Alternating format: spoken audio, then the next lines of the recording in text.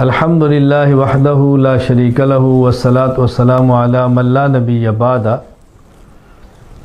قربانی کا جو جانور قربانی میں ذبح کرنا ہے، اونٹ، گائے، بھینس، بھیڑ اور بکری، ان میں کس جانور میں کتنے لوگ شریک ہو سکتے ہیں؟ اونٹ میں 7 آدمی شریک ہو سکتے ہیں، گائے اور بھینس میں 7 آدمی شریک ہو سکتے ہیں۔ اونٹ میں 10 شریک ہوں، بالکل غلط بات ہے۔ اس پر ہمارے تفصیلاً دلائل موجود ہیں جو آپ احناف میڈیا پہ دیکھ سکتے ہیں۔ جو لوگ اونٹ میں 10 کو شریک مانتے ہیں ان کے دلائل کیا ہیں، ان کے جواب کیا ہیں، احناف میڈیا پر میرے اسباق تفصیل سے موجود ہیں۔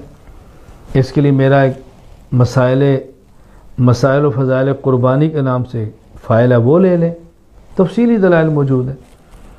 بہرحال اونٹ اور گائے بھینس میں 7 آدمی اکٹھے ہو کر قربانی کرنا چاہیں تو کر سکتے ہیں۔ صحیح مسلم میں روایت موجود ہے، باب الاشتراک فی الحدی کے اندر حضرت جابر رضی اللہ تعالیٰ عنہ فرماتے ہیں، خرجنا مع رسول اللہ صلی اللہ علیہ وسلم محلین بالحج، نبی کریم صلی اللہ علیہ وسلم کے ساتھ ہم حج کا احرام باندھ کر نکلے۔ فامرنا رسول اللہ صلی اللہ علیہ وسلم ان نشترک فی الابل والبقر کل 7 منا فی بدنہ، آپ نے ارشاد فرمایا کہ آپ نے ہمیں حکم دیا ہم گائے اور اونٹ میں شریک ہونا چاہیں تو ہو سکتے ہیں، اور گائے میں بھی 7 آدمی ہوں گے اور اونٹ کے اندر بھی 7 آدمی ہوں گے۔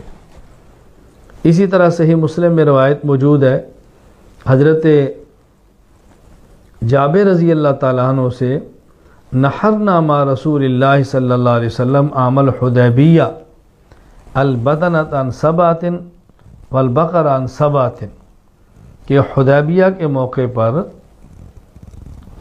ہم نے رسول اللہ صلی اللہ علیہ وسلم کے ساتھ مل کر قربانی کی ہے۔ اونٹ میں بھی 7 آدمی تھے اور گائے میں بھی 7 آدمی تھے۔